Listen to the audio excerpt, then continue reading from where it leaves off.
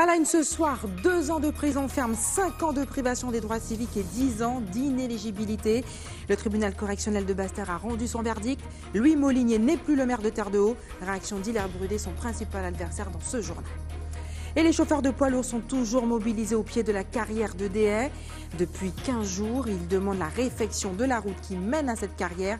Les précisions d'Anne-Elisabeth Artsen et de Moïse Dexter sont à venir. Les parlementaires guadeloupéens apportent eux aussi leur contribution à la réforme constitutionnelle que prépare Emmanuel Macron.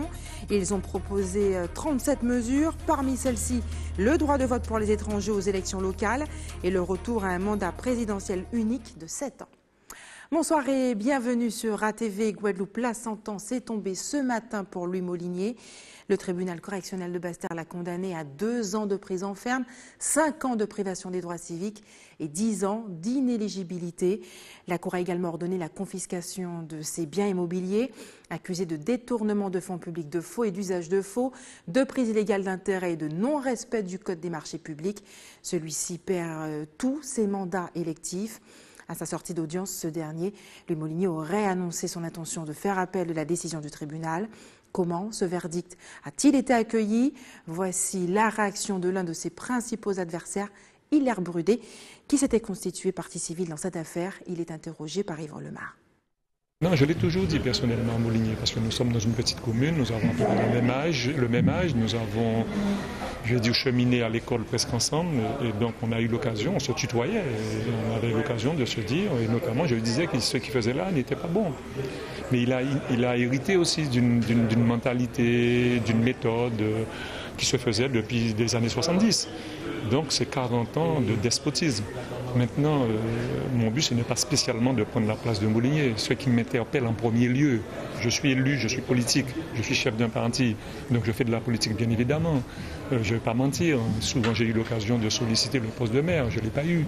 Mais ce n'est pas comme ça que je voulais être maire à Terre-de-Haut. Ce qui m'importe aujourd'hui, c'est qu'on rassemble la population, parce que nous sommes très divisés à ça. Et nous avons une commune qui a beaucoup de moyens économiques, un potentiel terrible et que nous pouvions aujourd'hui être une vitrine, en tout cas touristiquement parlant, par rapport à la Guadeloupe et donc économiquement une commune viable. Vous savez, nous étions en déficit, nous sommes la commune la plus taxée, la plus imposée, la plus endettée, on bat tous les records. Donc aujourd'hui, j'ai envie de dire à la population que cette page est tournée. Et que moi, je suis prêt à mettre mes compétences, mon réseau, tout ce qu'il y a à faire nécessairement, à voir comment nous pouvons travailler ensemble dans l'intérêt de la commune. Et en bref, la colère monte à la polyclinique de Guadeloupe. Le personnel était mobilisé aujourd'hui suite à l'annonce de la direction qui affirme ne plus être en capacité de verser les salaires du mois de février. Une annonce choc liée aux frais engendrés par la délocalisation du service maternité du CHU après l'incendie du 28 novembre dernier. Autre mobilisation, celle des chauffeurs de poids lourds transportant les pierres de la carrière de Deshaies. Depuis 15 jours maintenant, leurs camions sont à l'arrêt. Ils demandent à ce que la route qui mène à la carrière soit refaite. Les précisions d'Anne-Elisabeth Artsen et de Moïse Dexter. 15 jours après le début de leur mobilisation, les chauffeurs poids lourds restent déterminés à faire réagir la direction de la carrière, toujours paralysée. Mais un combat qui date de plus de 20 ans et c'est aussi surtout pour la sécurité. Puisqu'on pense que le problème reste qu'ici, et ce n'est pas le cas. Puisque nous sommes en train de détruire nos véhicules, on a des usures prématurées qui sont très coûteuses, et c'est pour ça que nous sommes mobilisés. Donc on a dit que maintenant il est hors de question de travailler dans cette situation-là. On veut avancer, on est prêt à travailler, mais dans de bonnes conditions. Ce n'est pas toujours évident. Donc pour que ça puisse fonctionner, il faut de la communication.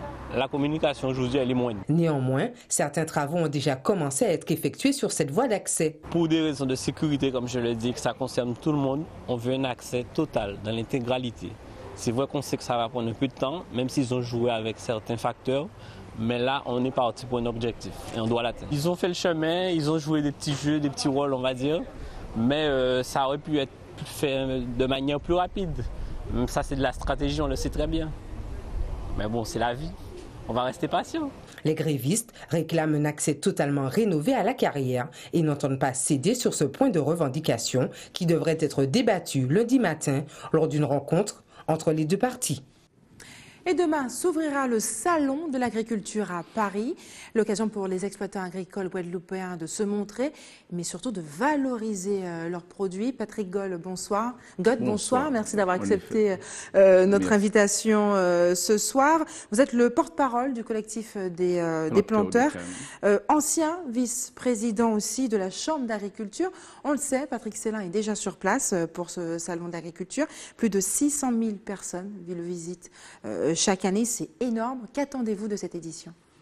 Bon, c'est vrai que chaque année, on attend toujours quelque chose de concret pour ce salon, parce que c'est l'opportunité pour les agriculteurs du territoire de montrer un peu leur savoir-faire et surtout aussi de faire connaître un peu le territoire, parce que avec ces visiteurs, tout en étant présents sur ce salon, ça permet de faire connaître aussi la Guadeloupe. C'est aussi une démarche aussi pour les touristes. Hein. Voilà. Patrick Gott, cette année, selon Patrick Célin, un accent particulier sera mis sur l'agro-transformation. Que deviennent la canne et la banane? Ont-elles toujours un avenir?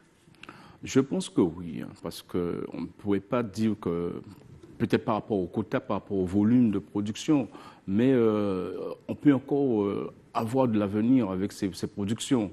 Parce que je suis planteur de canne, je dirais que la canne n'a pas fini de livrer un peu ses richesses.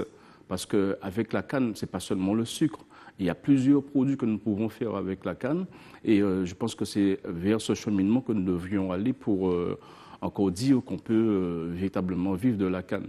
Et la banane également, on peut encore trouver, à part la banane, vendre sur les grands marchés, mais la banane aussi, on peut l'utiliser, la transformer pour l'aliment du bétail. Et il y a des pistes à explorer encore pour que ces productions aient de l'avenir. La date de démarrage de la récolte est encore incertaine, que ce soit pour la Guadeloupe ou pour Marie-Galante.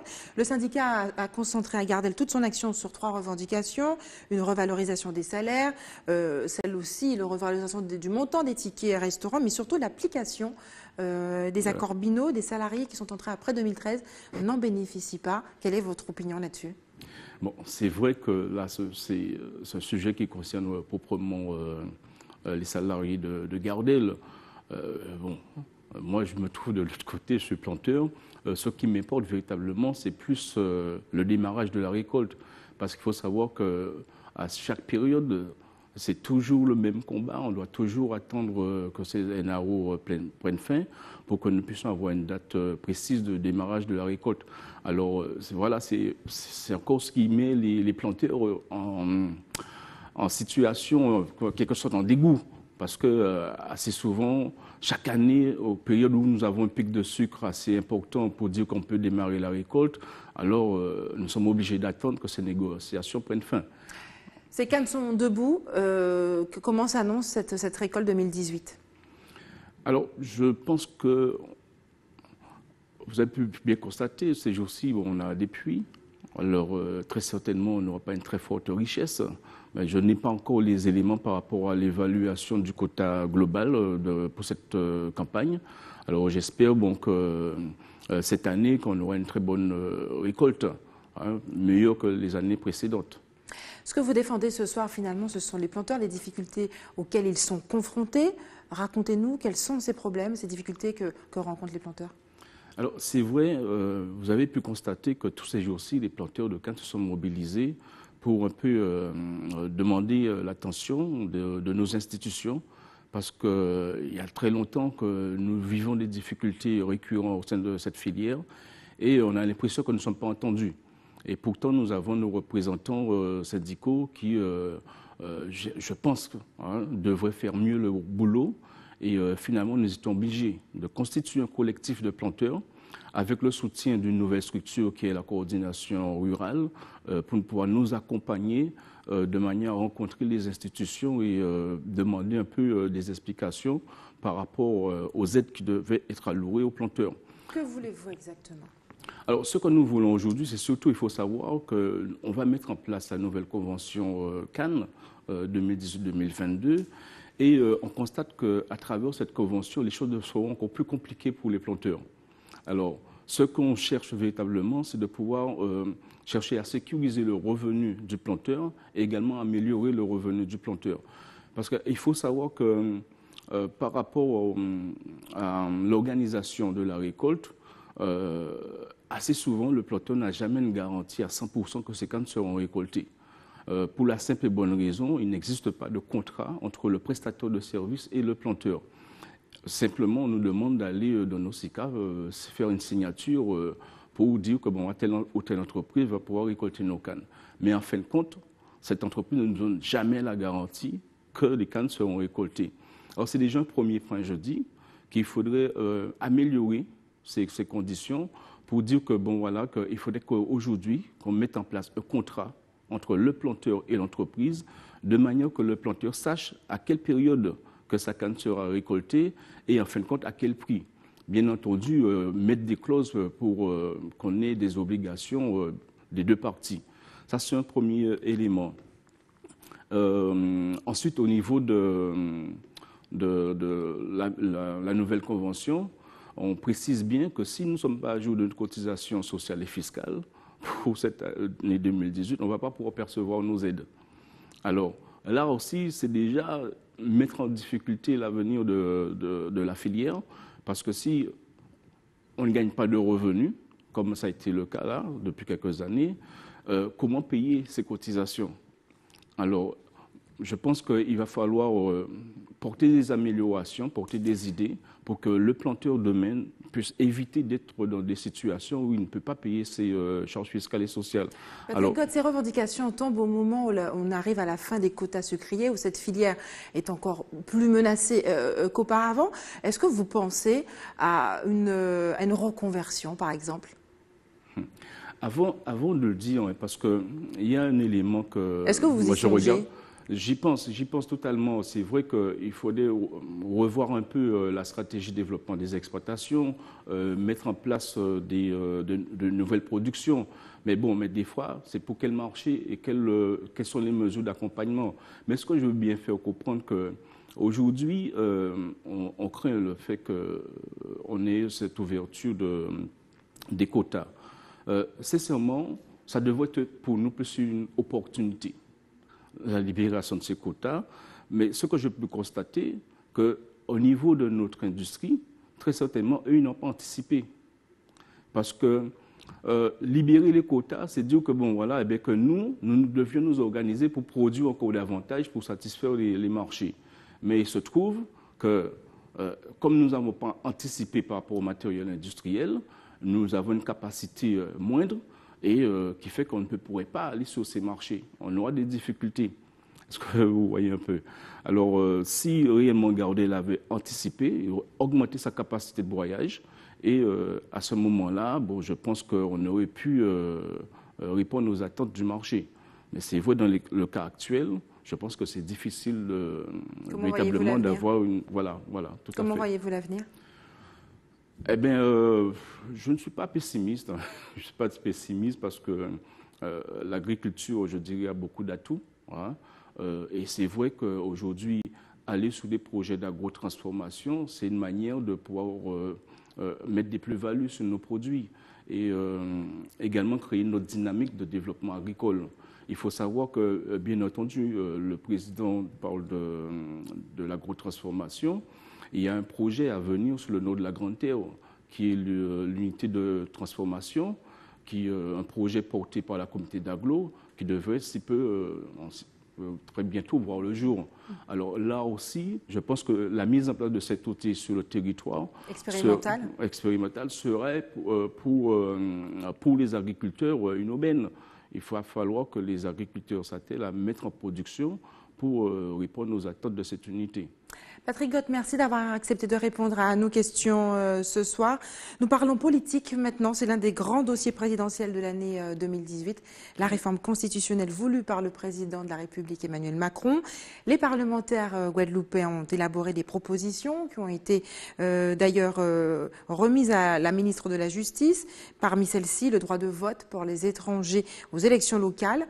et le retour du mandat présidentiel unique de 7 ans, des propositions qui ont été d'ailleurs présentées à la presse ce matin à la résidence départementale à Gosier. Yvan Lemar était aussi sur place, on regarde son reportage.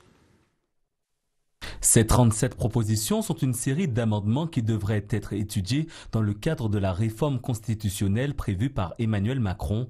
Un document élaboré par les parlementaires Victoire Jasmin, Victorin Lurel, Hélène Vainqueur-Christophe, avec la contribution de Josette Borel-Lincertin. La loi NOTRe a déjà clarifié la situation entre la région et le département.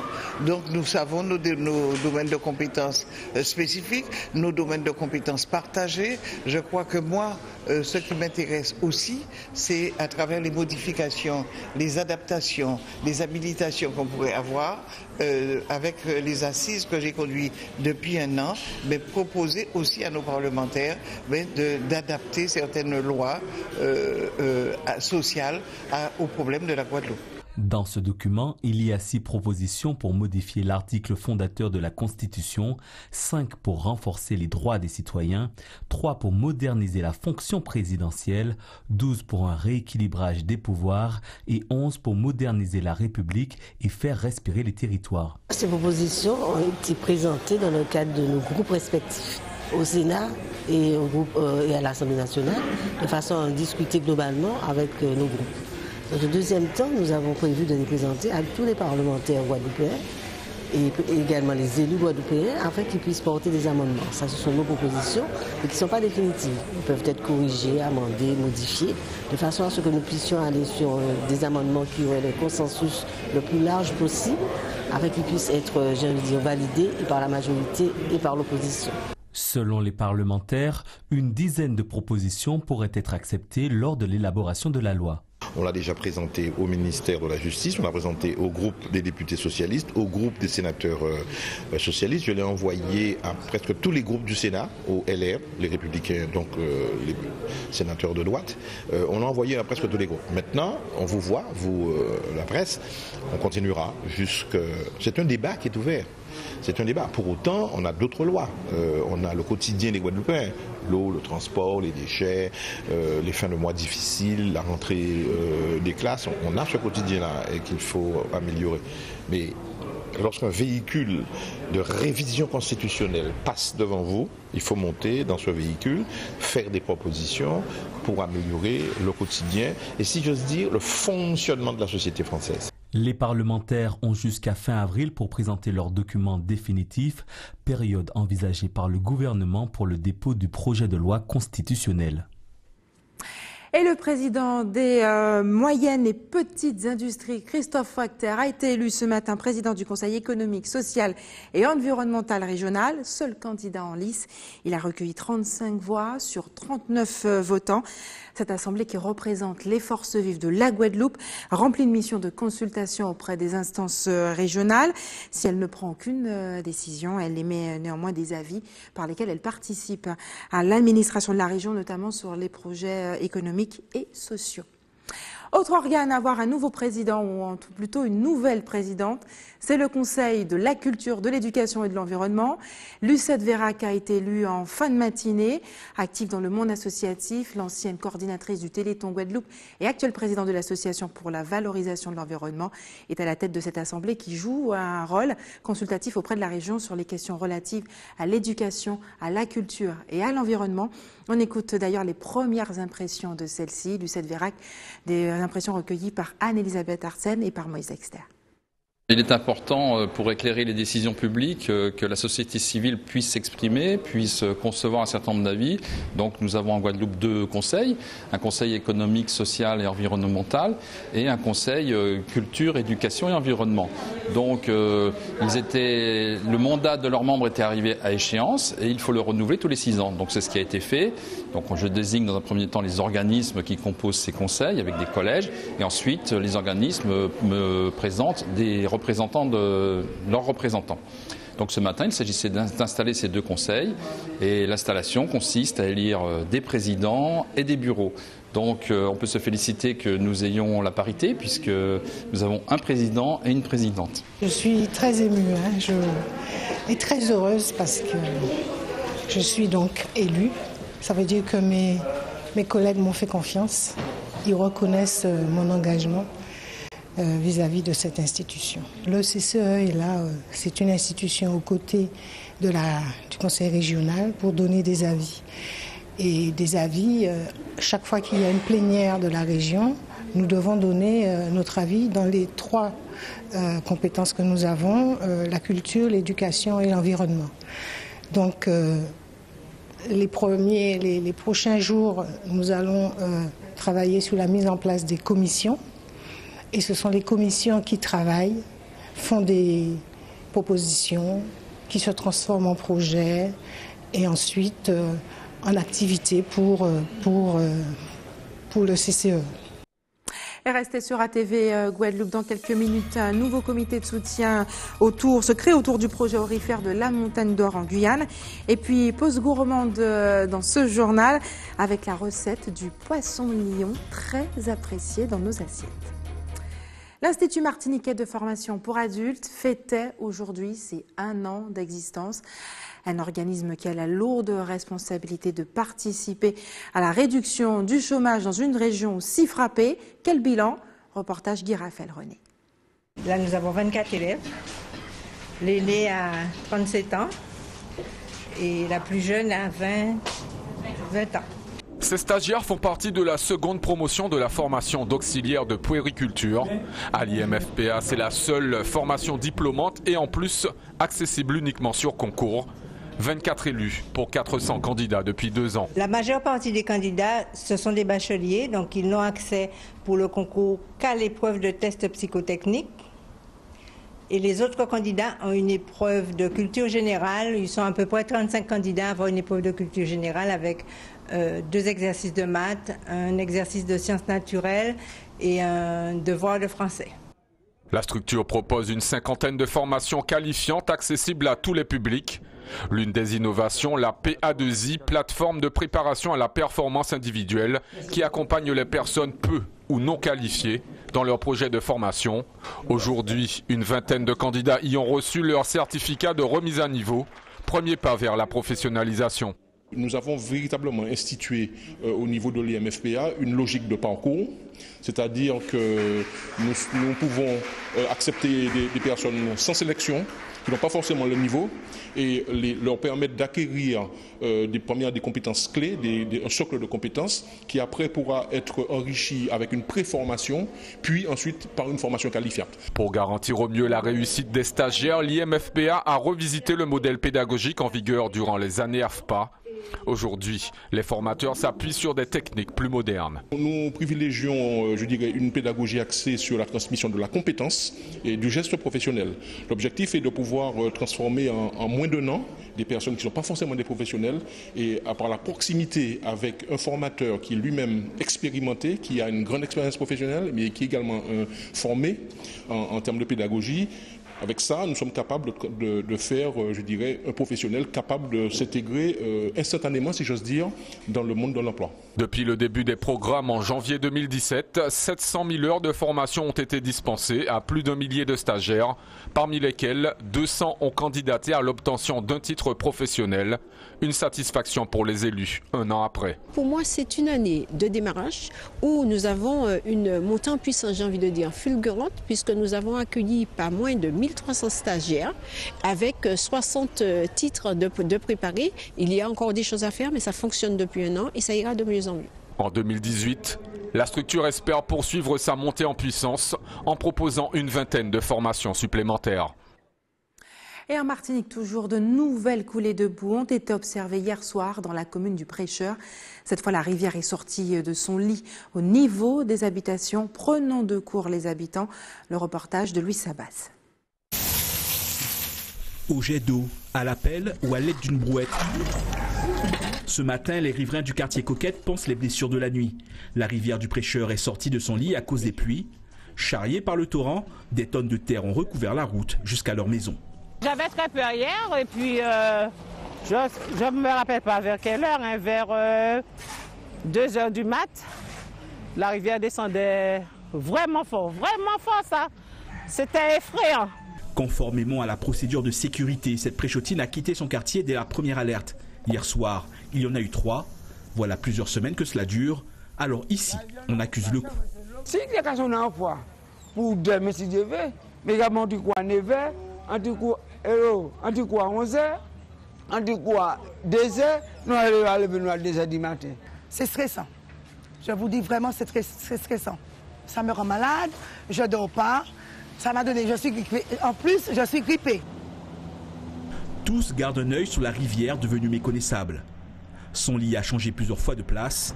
Et ce matin, pas moins de 5 engins tentaient tant bien que mal d'en faire le curage. Mais pour ce groupe d'amis, le pire reste à venir avec la découverte de cet imposant rocher en amont du pont du Prêcheur. Ça va rassurer, parce que je check tout le monde, parce que là, je suis placé, là, je suis arrêté en bout, là, soit là, il va être puis je suis descendu là, et bien, je suis parti. Tout cas, il a parti, tout le fond parti. Nous pensons que tout le monde a dit c'est là, pour tout le monde a allé pour moi, mais c'est là, il n'y a pas nous qui baillons la vie, la vie pour moi, donc j'ai assez ici, et puis bon, je vais là. Fatigue, stress et peur des prochaines pluies. Les riverains des quartiers concernés par les coulées de boue sont en souffrance. Alors la municipalité a mis en place un soutien psychologique. Il y a une association, l'association départementale de la protection civile qui a assuré donc 2 séances d'accompagnement psychologique. Là, nous attendons une réponse de l'État pour un psychologue et nous-mêmes, municipalité, nous allons organiser avec une psychologue qui a l'habitude du terrain du Préchotin, nous allons organiser justement un groupe de parole de manière à accompagner les personnes. Les boues ont traversé les quartiers Coquette et Pouilly pour arriver au bourg en contournant le stade. L'école du Prêcheur est donc restée fermée ce vendredi. Et en Guyane, le projet aurifère de la Montagne d'Or est relancé. Une association portée par un jeune élu, Paulin Brunet, élu des Républicains, a été créée pour soutenir le projet. Elle a pour mission de valoriser auprès des habitants les aspects positifs du projet minier. Reportage Gaël Ouassim. Ne pas laisser le débat aux opposants. Cet après-midi, un comité de soutien a vu le jour pour montrer l'intérêt des sympathisants pour le projet minier qui fait débat actuellement dans l'ensemble de la Guyane. L'association Les Amis de la Montagne d'Or, menée par Paulin Brunet en tant que président, sont bien décidés à apporter leur appui à la réalisation de ce projet industriel qui, pour certains, n'ont aucun intérêt pour la Guyane. J'ai décidé, certains m'ont demandé, de prendre le bâton de mon bâton de pèlerin pour créer cette association et fédérer les gens qui sont pour le projet. Alors, je précise bien, c'est un projet des Amis de la Montagne d'Or. C'est-à-dire que nous sommes pour le principe du projet. Mais nous verrons au fur et à mesure comment aller à l'intérieur de ce projet et tenir compte des amendements qu'il faudrait porter, parce que beaucoup de gens ne sont pas contre le principe, mais ils sont contre les modalités. Donc on travaillera les modalités bientôt. La partie la plus importante, c'est l'emploi. Un projet économique doit déboucher sur l'emploi. Il faudrait donc être exigeant vis-à-vis des promoteurs, d'abord sur le nombre d'emplois. Mais de toute façon, il faut bien des employés pour faire tourner une usine. Mais sur l'emploi local et l'utilisation des entreprises locales pour le développement. Pour moi, l'emploi est au centre de tout. Pour Gaston Yapara, membre de la communauté amérindienne, l'intérêt de ce projet est d'intégrer les jeunes au sein d'un plan de formation. Donc cette association, c'est une opportunité déjà pour la Guyane dans le retombée économique. Et que pour moi, en tant qu'Amérindien, je vois beaucoup de jeunes Amérindiens qui n'ont pas d'emploi et puis qui s'enivrent devant les libres-services. Donc pour moi, c'est vraiment une main tendue pour que ces jeunes puissent s'insérer dans la vie active. Plusieurs actions seront menées dans les semaines à venir et nul doute que la bataille d'opinion ne fait que commencer. Il fut un temps où les pêcheurs en avaient peur. De petites touches en petites touches, le poisson lion est devenu un mets très apprécié des consommateurs. Voici comment la recette avec Linda Kayarsi. Alors aujourd'hui, on va faire le poisson lion au bouillon. Eh bien d'accord, là. Eh bien je commence. On prend les épices, le cidre, voilà, du roucou, voilà, une gousse d'ail râpée, voilà, la tomate, on presse avec les mains. Il faut se laver les mains avant, hein, de toute manière. Thym persil, du piment piquant, Surtout pas de piment végétarien. On va mettre beaucoup. On va mettre juste un bout. Et puis du girofle.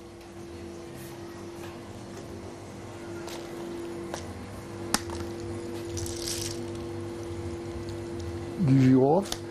Et puis on a le lion assaisonné. Puis les pêcheurs enlèvent les arêtes. Ils nettoient bien avant et vous vendent ça vidé. Et puis tout est coupé. Il suffit d'enlever le caille, ça c'est comme tous les autres poissons, quoi. Bon, là, on va mettre la cocotte là. On met à roussir. On prend le poisson.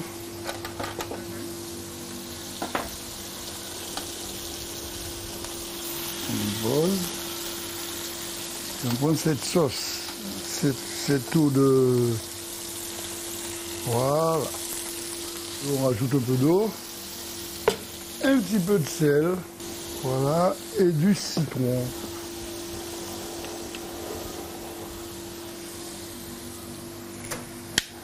Et ça y est, on fait... Voilà, et on laisse cuire. Et on laisse cuire combien de temps? À peu près 10 minutes. 10 minutes et ça donne ça.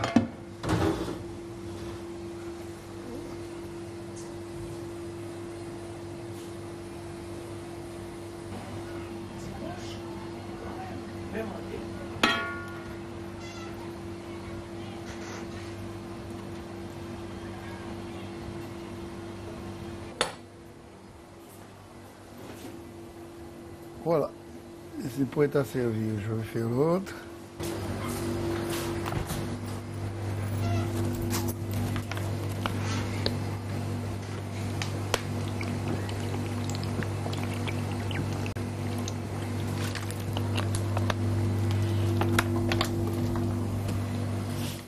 Bon appétit si vous êtes à table. C'est l'heure des informations pratiques maintenant. La baignade est interdite sur toutes les plages de Déhay ce week-end. Une baignade interdite, strictement interdite, jusqu'à demain en tout cas. Et puis demain, les tours d'eau continueront pour les villes de Capesterre-Belle-Eau et des Saintes, avec des coupures prévues chez vous demain soir à compter de 18h. Dimanche, ce sera la commune du Gosier qui sera concernée par ces coupures d'eau. L'équipe de l'établissement français du sang vous donne rendez-vous demain à l'avenue de l'Europe à Saint-François de 8h à 12h30. Lundi, le rendez-vous sera fixé à la sur le parvis de la mairie de Pointe-à-Pitre toute la matinée. Et enfin, si vous avez des informations à nous communiquer, n'hésitez pas à nous appeler au 60 11 2 fois. Voilà, c'est la fin de notre édition locale et régionale. Avant de se quitter, je vous rappelle les principaux titres de ce vendredi 23 février. Nous l'avons vu ce soir, là, une de l'actualité de ce jour, c'est le verdict du tribunal de Basse-Terre. 2 ans de prison ferme, 5 ans de privation des droits civiques et 10 ans d'inéligibilité. Louis Molinier n'est plus le maire de Terre-de-Haut. Il a en tout cas fait part de son intention de faire appel. Et puis les chauffeurs de poids lourds sont toujours mobilisés au pied de la carrière de Déhay. Depuis 15 jours, ils demandent la réfection de la route qui mène à cette carrière. Les parlementaires guadeloupéens ont proposé 37 mesures pour la réforme constitutionnelle que prépare le président de la République Emmanuel Macron. Parmi celles-ci, le droit de vote pour les étrangers aux élections locales et le retour à un mandat présidentiel unique de 7 ans. Merci d'avoir choisi ATV Guadeloupe. Je vous souhaite une excellente soirée, un très bon week-end. On se retrouve lundi.